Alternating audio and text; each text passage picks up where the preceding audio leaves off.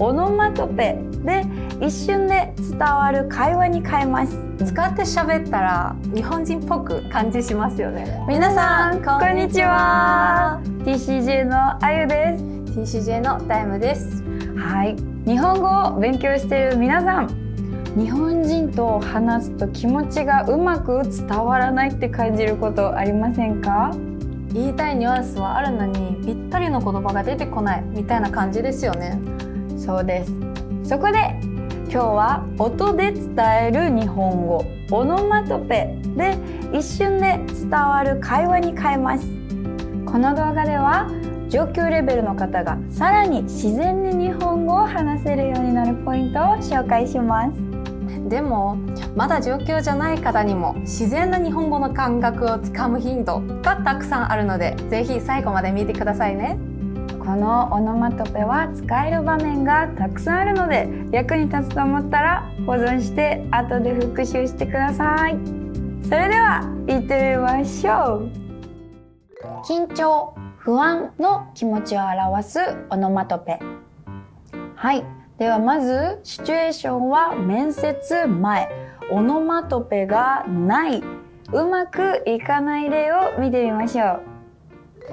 いや、お疲れ。お疲れ様。なんか今日はね、面接があって落ち着かない。なんか遅れたらどうしようって今不安です。まあ大丈夫だよ。頑張って。アドバイスや励ましたいけど相手がどれくらい不安なのかわからないですよね。じゃあオノマトペを使うとどうなるでしょう。一緒に見てみましょう。なんか今日ね、面接があって心臓がドキドキして落ち着かなくてそわそわしてる。でもその感じめっちゃわかる、でもまあドキドキってさ、期待も入ってるからさ。期待もあるんですけど、なんか落ちたらどうしようってちょっとヒヤヒヤなんだよね。で深呼吸しよう。わかった、落ち着きたい。落ち着きたい、落ち着きたい。大丈夫大丈夫、いける。終わったら連絡ちょうだいね。ありがとう。だからもうヒヤヒヤは手放して頑張って。ありがとう、行ってくる。よし。解説。ドキドキ。ドキドキは心臓が早く打つ音を表す言葉です。緊張、不安、期待、恋愛感情などで心が高ぶっている時に使う。ポジティブにもネガティブにも使えます。はい、じゃあ例を見てみましょう。1、好きな人に会う前にいつもドキドキします。2、会社で初めて発表するからドキドキして手が震える。そわそわ。そわそわは落ち着かない様子です。何かが気になって集中できず、動きや気持ちが定まらない状態。そわそわの例。1、試験の結果が気になって朝からそわそわしています。2、好きな人から返事が来なくてそわそわして時計ばかり見ちゃう。ヒヤヒヤ。ヒヤヒヤは冷や汗が出るような危ない、ギリギリ、怖いという気持ちがあります。失敗しそう、トラブルになりそうなど、緊張プラス恐怖の感情です。ヒヤヒヤの例。改札でスイカの残高が足りないかヒヤヒヤした。2、在留カードの更新予約が取れず期限に間に合うかヒヤヒヤした。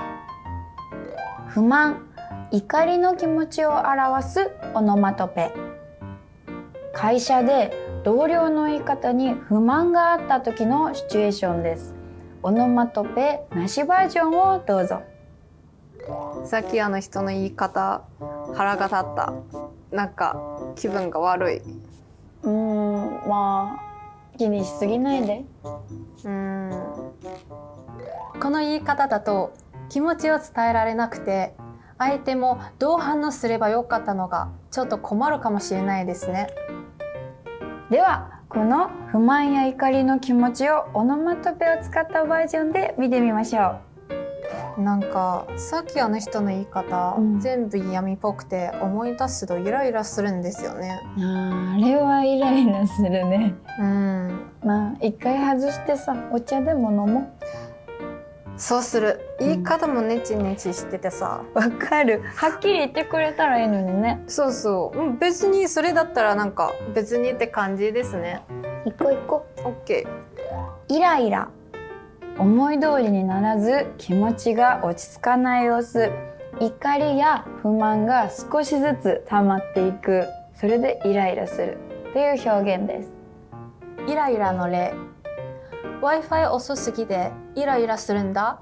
2、お腹好きでイライラ。何でもいいから食べたい。ネチネチ。ネチネチはしつこく嫌味っぽく細かいことを長く言う様子のオノマトペです。ネチネチの例。1、細かいミスをネチネチ言われ続けて疲れた。2、その話もう終わったのにまたネチネチ言うの？喜び、安心の気持ちを表すオノマトペ。友達に合格したよと伝える時の会話。オノマトペなしの例を見てみましょあ、もしもし。う。もしもし。あゆちゃん、今回何試験やっと終わって絶対合格する自信があって楽しみ。今回は安心できるわ。よかったね。楽しみだね。はい。N2 の合格はすごいので、もっと喜びを伝えたいですよね。喜びや安心の気持ちのオノマトペを使うと会話がもっと自然になって日本の友達にもこの気持ちを届けやすいですよね。ではオノマトペの例を見てみましょう。あ、もしもし。もしもし。あゆちゃん、2試験やっと終わった。今回は自信があって結果が出るのはワクワクして今からずっとウキウキ。